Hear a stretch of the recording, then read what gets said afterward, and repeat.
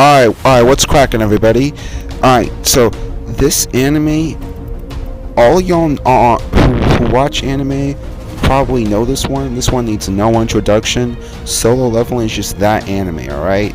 But for the people who don't, well, I'm gonna put you on game. Now, before I say it, look, normally I'm an anime only, right? Like, I normally don't read pretty much anything. But manga, light novels, web novels, all that stuff, comic books, all that stuff included.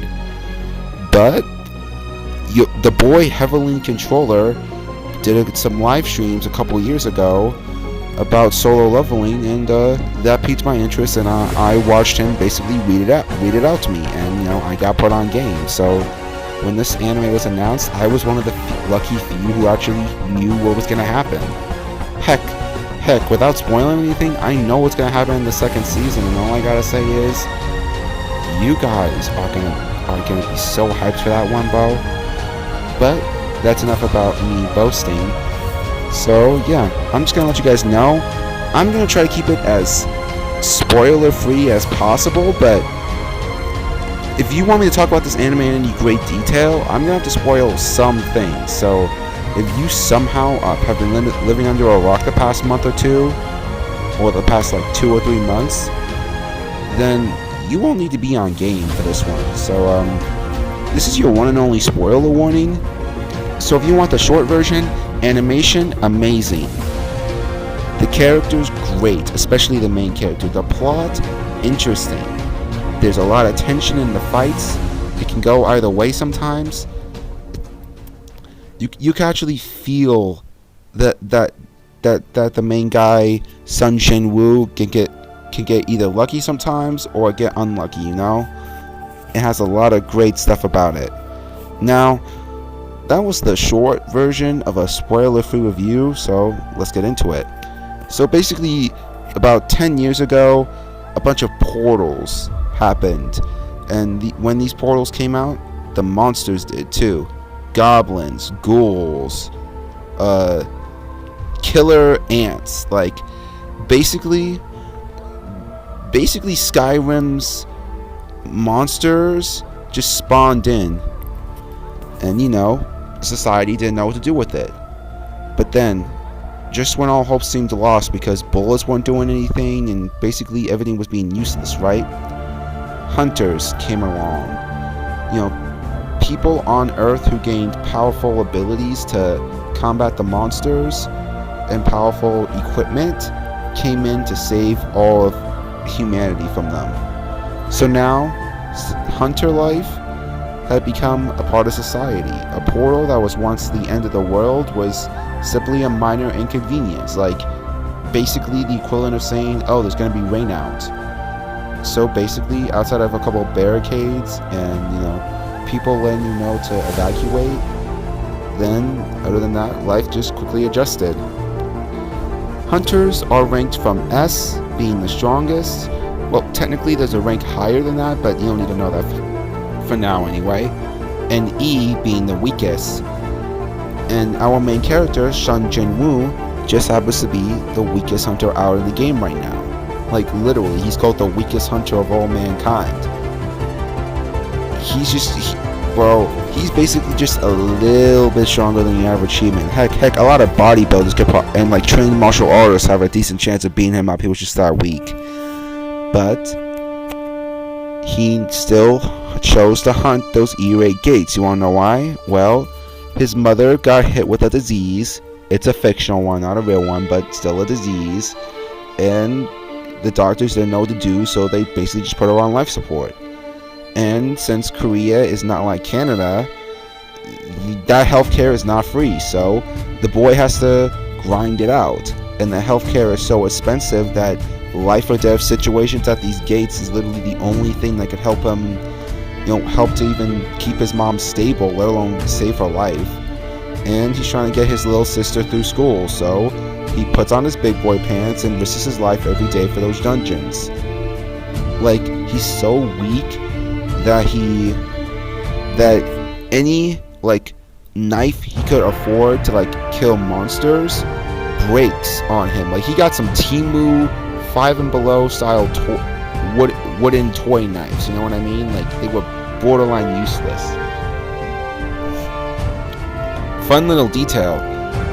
Weapons can break so often that he could often just use his bare hands and they'd be just as effective, if not better. Not that he was strong, it's just that the weapons were that weak, and that's the only stuff he could afford. Like, he was so trash that level 1 goblins could fold him and put him in life or death situations. But that's just the life of the weakest hunter, surviving and struggling.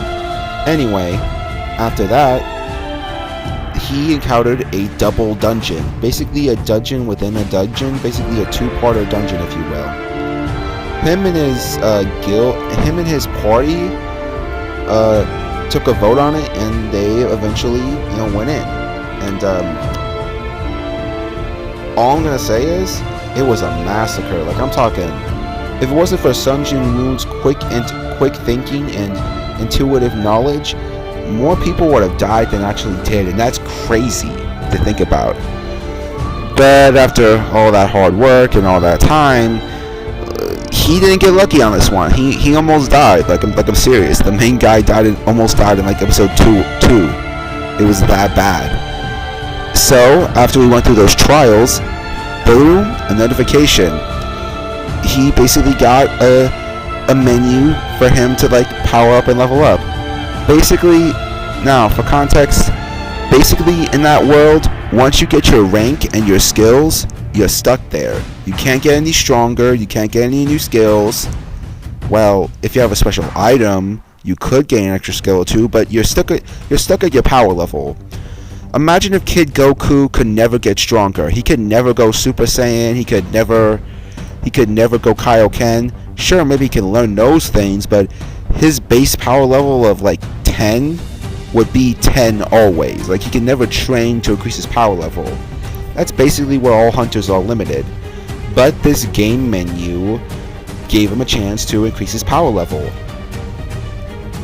So after realizing that the menu was not some hallucination, it was actually real, he decided to, test it out, get stronger. He did this, no joke, 100 push-ups, 100 sit-ups, 100 squats, and a 10k run. He basically did the Saitama treatment. Like, no joke. Anyway, after he was training and after he went through a couple custom dungeons that were just for him, he went from this level 1 weakling to like a level 15, level 20, level 30 boss. Like, I'm talking, he was ripped, he got taller, he got fixed jawline. He basically went from a young adult that looks like a teenager to a adult who was a attractive one. No pause, but you know what I mean. Like he looked like a model that was ripped. Like all the girls wanted him, right? But of course he did it Captain America style. Since he gained the weight, since he like gained the muscle and the height and all that so quickly, he didn't realize he had this extra level of riz, this extra level of attraction. So he was still just the same humble guy. And then after all that, he decided that, he still needs to get that paper. He still needs to get his bread up. So he still goes on those same E or D or even C rank gates to just, break them in. Oh, and the reason why people do go into those gates at all was because, well, simple. After a week, if you don't do a gate, it becomes monsters pour out into the real world, and that's where a lot of bodies are dropping. So, after the first 6 days, if on day 7 nobody has cleared the gate yet, it becomes an emergency. All hunters nearby need to come and help. But that's besides the point. Sun Jin Woo meets a couple homies, re-meets a couple homies, but it's basically a journey of how this level 1 goon became a level 100 god, or a demigod, as you will. And trust me, I know I'm kind of speedrunning it and kind of like giving you bare minimum surface level, but there's a lot that happens throughout this series, and even then throughout most of the series, my guy Sun Jin Woo, he struggles a lot. Like, compared to the novel and manga, he does not struggle as much. The anime made it harder for him on purpose, you know what I mean? So yeah, that's basically how it has to be for him. He has to like grind up and get stronger. And he gets his 2 trusty daggers and just gets to it. And yeah, I'm not now. Again, this is me just trying to gloss over as many details as possible and trying to not spoil as much as possible. But all I'm gonna say is he gets genuine character development. Like, he goes from a kind, humble guy to a similar kind and humble guy, but he loses a part of himself and he becomes more willing to take a body or two. And I'm not just talking monsters, but I feel like I just said a bit too much there. But so yeah, like he becomes different. You know how Gon and like the Chimera Ant arc kind of like it's like the same fundamentally humble, nice kid, but changes. Yeah, Sun Jin Woo goes through a similar development, and that's what's so great about it. But yeah, again, try to spoil as little as possible, keeping you interested. So I hope I did a good job, and see you homies later.